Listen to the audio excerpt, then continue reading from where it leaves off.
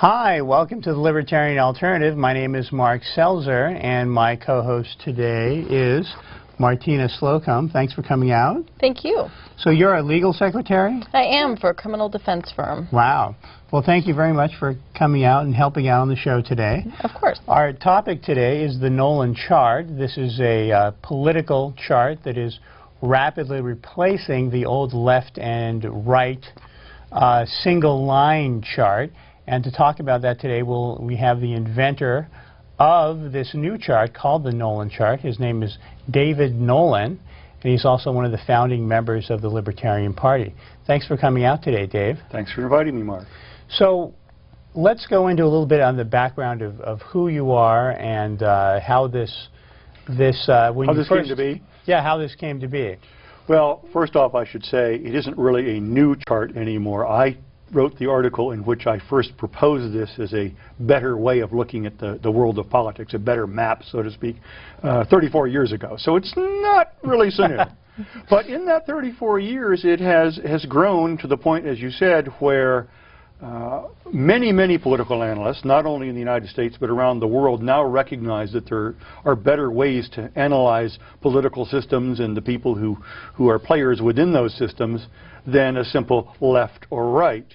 I got my start. I was a political science major at MIT, believe it or not. I was one of the first people ever to graduate with a political science degree at MIT. And so I was trained way back then to look at political systems and try to analyze them in the way that an engineer or a scientist would, rather than simply accepting the labels that were prevalent at the time. And I reached the conclusion, after some analysis a few years after I left MIT, I reached the conclusion that you could best represent the map of politics with a two-dimensional grid with civil liberties on one axis, or freedom in personal affairs on the one axis, and economic freedom on the other. And that gives you a square or a diamond, depending on how you orient it, which gives you a much better map of the world, because you can see that people who might be considered, quote, conservatives aren't all the same.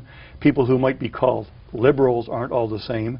And there are an awful lot of people who are neither liberal nor conservative, and now you can understand how they fit into the political system and how they differ from liberals and conservatives and how they can relate to one another and play effectively within the political arena. So you noticed early on that perhaps your political philosophy didn't fit onto this traditional left and right wing single line. You just simply draw a line and then you put the left on one side, the right on the other, and then you try to figure out where people fit. Correct. That's really a very simplistic or primitive way of looking at the world of politics. You know, it's interesting, the phrases left and right stem back to the days of the French Assembly, the French Parliament, in the late 1700s, where literally the people who were on the conservative or monarchist side sat on one side of the aisle, and the people who were the revolutionaries sat on the other, and depending on which side of the aisle you sat on, you were considered to be the left or right wing. Well, I really don't think it makes much sense to try to analyze 21st century politics in using a model developed to describe the seating arrangement in the French Parliament 220 years ago. That's very true. These have become very useless because we've seen very little difference at all between the Republicans and the Democrats now. We see a little bit of difference in the rhetoric, but barely any at all in what they do. Both parties grow government, and although the right wing or the so-called conservatives talk about reducing taxes and cost of government and size of government, they seem to be growing it more than the supposed left wing or liberals. Well, that's very true. Back when I was young, the very first candidate I ever worked for in a presidential election was Barry Goldwater. And I think it would be, almost anybody could see there were significant differences in the political philosophy and political agenda of Barry Goldwater and Lyndon Johnson. Nowadays, except for the rhetoric, there really is not a dime's worth of difference, to quote George Wallace, or a nickel's worth, or maybe even a penny's worth anymore, between George W. Bush and John Kerry. George W. Bush is the big government president. He's grown government more in 3 years than Bill Clinton did in 8 years. He's put in more restrictions on civil liberties, or more accurately, his appointed Attorney General, John Ashcroft, has done more to diminish our civil liberties than any other Attorney General, at least since Mitchell Palmer in the 1920s. And of course, he's dragged us into another no-win foreign war, just as Lyndon Johnson did in the 60s. George W. Bush is much more a clone of LBJ, or the political heir of LBJ, than he is of Barry Goldwater. So now we just have different shades of big government politics. On that note, where would you put the candidates of this presidential election on your chart? Where would I put them? I'd put them in the trash can. but if that were not an option, it's interesting. It's a good question, Martina. When you look at the actual positions that candidates take and cut through the rhetoric, you discover that 90% of American politicians of the two major parties are very, very timid politically. They try to huddle together in the center, or what they perceive as the center, because they think that's where the votes are. I would say they all fall between 50 to 60% on both civil liberties and economic liberty. So there's not really very much difference among them. Kerry is portrayed as a, quote, liberal. Bush is portrayed as a, quote, conservative. And except for some high-profile, grandstanding kind of moves that Bush has made, for example, his recent declaration that he supports a constitutional amendment against gay marriage, which is really playing to the peanut gallery. There's no chance that's ever going to happen. But he knows that it plays well to his socially conservative constituency. Rhetorically, there's a lot of difference. Substantively, there's very little difference among them. Now, of course, there are the occasional politicians, like Republican Ron Paul of Texas, who is an aberration. He's a true defender of liberty. He, for all practical purposes, is a libertarian. In fact, he ran for president as a libertarian back in 1988. But with rare exceptions, such as Ron Paul, and I can't think of any others right offhand, there's very, very little difference. To spend money. They vie with each other to spend money. The only real difference, and this is a cliche, it's kind of a joke, but the difference between Republicans and Democrats is that one party believes in robbing Peter to pay Paul, and the other believes the exact opposite. I think before we go too much into where we're going to put people, I think we need to take a look at the Nolan chart. Good idea. And people are going, what is this chart, we have a roll in here with, firstly, I do a search on a search engine that shall go unnamed. And what we do here is we see 40,000 hits here for the Nolan chart. And we're going to go to the first website that comes up called the Nolan Chart Variations, and where I guess it's a website that has a lot of links to a lot of other explanations of the Nolan chart. How many people now online a day take this Nolan chart quiz? You know, I don't know what it is per day, but the most popular site for people looking to learn more about the Nolan chart and take a little 10-point quiz that enables them to determine where they would fall on the chart is a website run by the Advocates for Self-Government, which is www.self-gov.org. And they're a 501c3 nonprofit educational organization.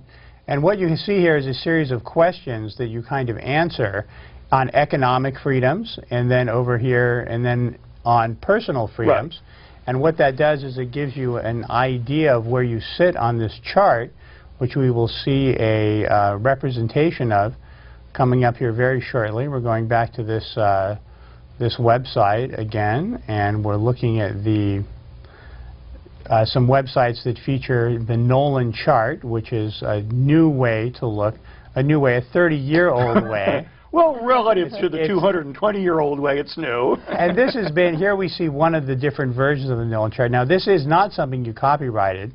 If I had a nickel for every person who has taken the quiz, you started to ask, would the Advocates for Self-Government have a quiz posted online?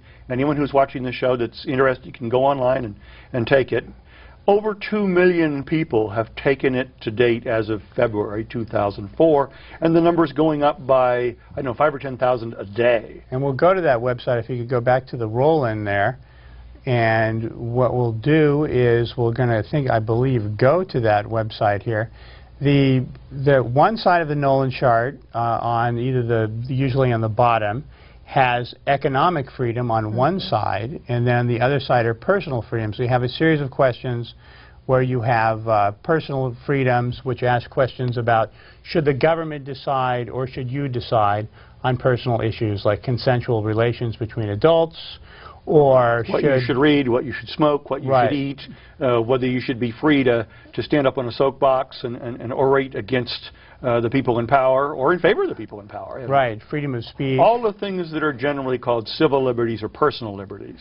And then here, once you answer those questions online, you go to this area, and you have the chart there, and you can see that on the bottom we have economic freedom, and on the left you have the left liberal, the right conservative, the bottom authoritarians, and on the top libertarians who want the least amount of government control, the bottom authoritarians who want the most amount of government control, and libertarians are at the top, which some people may say is prejudicial, but this is a lot different. And here we have some ideas of the percentage of people that take the quiz, of who comes out libertarian, who comes out authoritarian. And I'm glad that authoritarian is down very low, about 9%. Myself personally, some other people may think differently, but me being a libertarian, the least authoritarian of the political philosophies.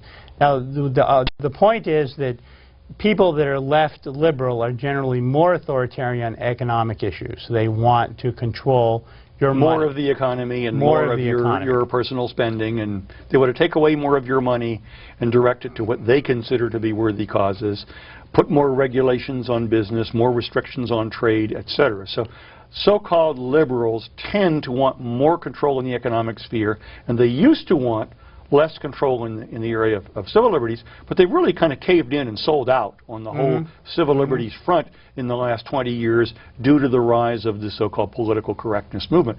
What's really sad is that the liberals, or the liberal politicians, have pretty much abandoned their defense of civil liberties and concentrated on their advocacy of greater economic controls. Meanwhile, the conservatives have pretty much given up on their advocacy of a free economy and have focused their efforts on restricting personal liberties. So both camps have very much drifted in the last couple of decades towards emphasizing the worst aspects, the most anti-freedom aspects of their party's positions. So basically, the older chart, the left and right-wing chart, is becoming less and less relevant, and your chart is becoming more relevant because of the way people are basically all over the map now. But the run, if you plot, had 1,000 people take the quiz there on the advocates chart, you would find that the distribution of answers would run more top to bottom now than it did 33 years ago. In those days, if you plotted the American political spectrum, it pretty much ran diagonally across the chart from sort of lower left to upper right. Not quite horizontal, tilted a little bit up. Now it runs much nearer to vertical. The division in America now, I think, is much more between people who want more government, including most of the major party politicians, and people who want less government. And what's interesting is, from my observation, watching people take the quiz, talking to people, thousands of them over the years, the American people, in general, want more freedom than their political leaders want. The typical American, I'm not going to say the typical American is a gung-ho libertarian. He or she is not. But most people, the great majority I've encountered, want a society that is somewhere between 60 and 75% free. And as I said earlier, most political so-called leaders, the people who control the two major parties, want maybe 50 to 60%. So there's a pretty big gap there. The American people in general probably want a society that's 10 to 20% more free, less constricted than their political leaders. A great example is the war on drugs. The great majority of people don't think the war on drugs is working. Every time there's been a referendum on medical marijuana, it's passed. Every state where it's been on the ballot. Yet every mainstream politician, so-called, competes with the next guy to see who can be the fiercest drug warrior and thump his chest the hardest and say, we've got to stamp out drugs. We're sending the wrong message to the kids. Why do you think they continue to get elected when their ideas don't correspond with the public's ideas? That's a very interesting question. I think it's a couple of reasons. First, because a lot of what politicians say and do is motivated not by a desire to serve the will of the people, but to serve special interests. And of course, a special interest, Republicans accuse the Democrats of being beholden to special interests, and they are, and vice versa. the cliche is, if you're a politician, special interests are organized groups that support your opponent. Organized groups that support you are not special interests. That's all that really means. But both of them are beholden to special interests, and special interests in general want government favors, government hands out tariffs, tax-supported programs, restrictions on competition, both at home and abroad. Right. Politicians respond more to the lobbyists who come in and talk to them every day, who write them campaign checks. The average American is politically disengaged, pays very little attention to political matters, except for 2 months every 2 years to be charitable. So that's 90% of the time they aren't looking and they don't pay attention and they don't care. Over half the people on the street couldn't tell you who their U.S. representative is. That's absolutely true. So the representatives up there know that people aren't watching them most of the time. Then come election time, they get up there and they posture and they grandstand and they pick an issue or two that they think will resonate with the voters in their district. And they talk about it, whether it's gay marriages or whether it's job loss or job gain. Or they pick a couple of topics, focus in on those. Nobody looks at their voting records. I won't say nobody, but the great majority don't. So they're not serving the electorate at large. They're serving vested interest, liberal or conservatives, unions or corporations. It really makes no difference. They're almost all of them, beholden to some organized group or groups to keep them in office. That's the million-dollar question. How do we change that? Well, the first thing we got to do is change the electoral system. Right now, something like 90% of the political districts for Congress, state assembly, etc., are gerrymandered. The legislature in each state gets together and basically carves up the state into safe districts. Okay. So as long as you have gerrymandered districts, districts that have been created to be safe for one party or the other, and that basically it's not a real contest, there's much less incentive for them to try to make any changes.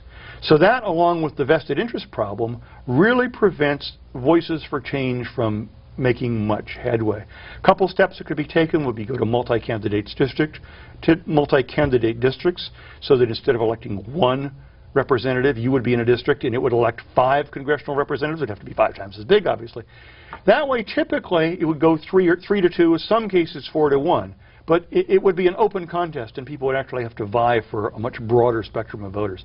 Second thing is to have what they call preferential voting or instant runoff voting, where you vote for your first, second, and third choice. The candidate who comes in last is disqualified or is eliminated. They take the votes that candidate received, and they reassign them among the second choice from the voters. Okay. And let's say in the Democratic primary, if Kucinich was bottom man on the totem pole, they take the people who voted for Kucinich and redistribute his votes, whatever percentage that was, 7, 8, 9%, among the other Democrats, Kerry, Edwards, Dean, whoever it might be. And they work their way up the ladder, continuing to disqualify. But that way you don't have to make an all or nothing decision.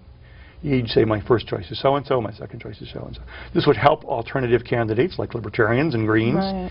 It would help innovators in the Republican and Democratic parties. But our system is essentially paralyzed, and intentionally so. So this new chart, the Nolan Chart, which it is actually called, it has your name. I didn't ask for that, but like Art Laffer and his Laffer curve, I have a political device, or I have something named after me. That's very good. People in the Libertarian Party are surprised when they see the Nolan Chart. You can actually meet the guy who invented it at a lot of the conventions.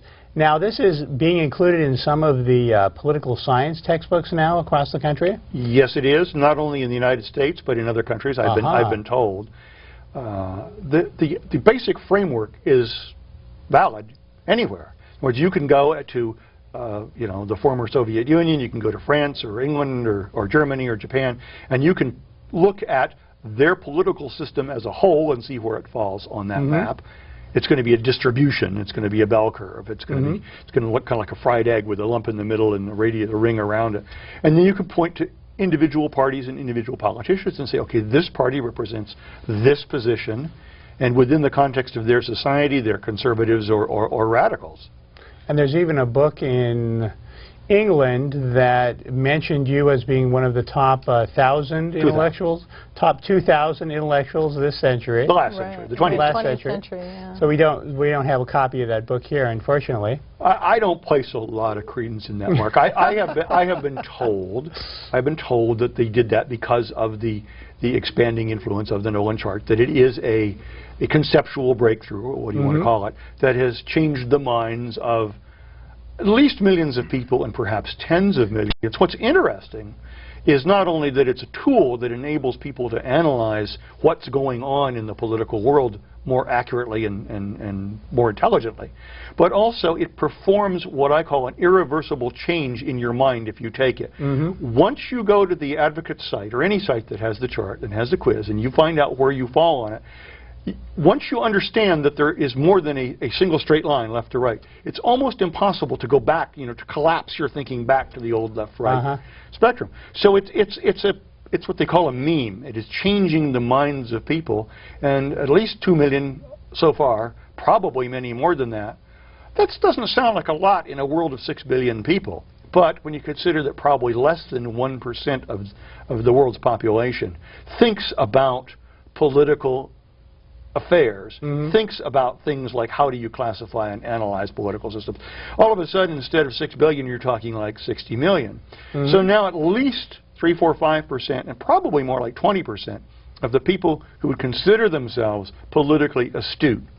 So when you were a student, did you have this chart? You didn't have it yet? No, I had to invent it because it did not exist. And now it does exist, and it's continuing to accelerate in its acceptance. As you said, there were something like 40,000 pages came up when you typed in Nolan Chart on a search engine. And I would suspect that a year from now it'll probably be 60 or 80,000, and 10 years, it's probably been doubling every year or close to it. Now, and you don't have this copyrighted, so what if someone made, I guess you would be able to stop someone who made a chart that used your spectrum in some kind of a negative way, or what we as libertarians would consider a negative way? Many people have, as you said, one of the first sites that comes up when you type in Nolan Chart is a website called Variations on the Nolan Chart. And that website, as you said, has links to numerous websites that present suggested changes or improvements. Some of them may be improvements, some of them may not be.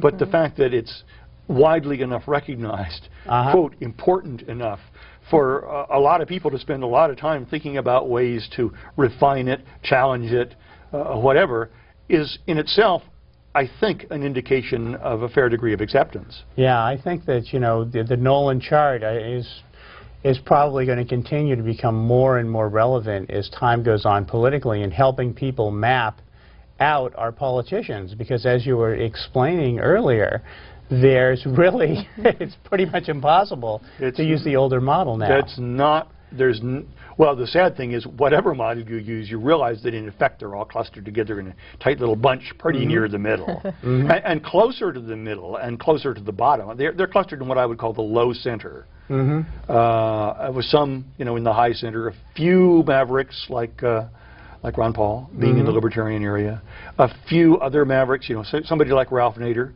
whom we as libertarians would agree with on many social issues, but not very much on economic, is pretty much a classic left liberal type. 40 years ago, Ralph Nader would have been Hubert Humphrey. Or the things that Ralph Nader talks about would have constituted the left wing of the Democratic Party. Now the Democratic Party is pulled in toward the center. They still want strong controls on the economy, but they've really abandoned a lot of the civil liberties issue. Where are the Democrats when it comes to censorship? They're for it. They voted for the Patriot Act. They voted for the Patriot Act. They support the war on drugs. Where are the pro-civil liberties Democrats? There's a few people like Nat Hentoff and others that are good, staunch soldiers in the war for individual liberties on the civil liberties front, but they're getting to be very few and far between. What, Nat Hentoff's like 75 or something? Yeah, they're in there, but they're basically just in both the Republican and Democratic parties. It's a train, that's moving in one direction, and people get on board hoping they're going to influence that party, but they end up just shoveling more coal into the same engine of the people that are in control of that party. I always hear the idea, oh, I'm in the Republican Party, the Democratic Party, because I want to reform it and move it more towards a libertarian or some other area. Or green or whatever. Yeah, but I just always say, think of these parties as just ships, and they're sinking, and when you get aboard them to try to save them, you're just adding to their weight and helping them sink quicker. Well, that's one way of putting it. The real fallacy of people trying to influence one of the major parties from within is that typically you don't get promoted to you don't get into a policy-making position until you've shown through many, many years of grunt work that you're a loyal team member, which means that anybody who gets in the Republican Party and stands up and challenges the Bush administration and says, Ashcroft is an evil man, they're not going to get to be state chair in the Republican Party, let alone a national candidate. That's very true. So, yeah, it's an exercise in futility. So if anyone else out there would like any more information about the Libertarian Party, you can find us on the web at lp.org. You can also find the Nolan Chart just by going into any search engine, typing in Nolan Chart, or going to self-gov.org and then click on Quiz. And if you'd like to register to vote as a Libertarian, you can do so at your post office and usually many places online. So please go and get more information if you're interested in what we're saying. What would you say to encourage other people to get involved in the Libertarian Party as you have over the last 30 years as one of the founding members? Well, I would say wake up and look what's happening to this country. Look at what George W. Bush, a president representing the nominal, quote, less government party, has done. George Bush has expanded the size, the cost, the power, the intrusiveness of government more than any president, at least since LBJ. There are a lot of interesting parallels between Bush and LBJ, incidentally, in terms of they're both from Texas. They both have ties to the oil industry. They both got us into an undeclared, unconstitutional war overseas. They both proposed massive increases in welfare spending. We have to wrap up. Thank you for coming out, and we'll see you next time on the Libertarian Alternative. Thanks.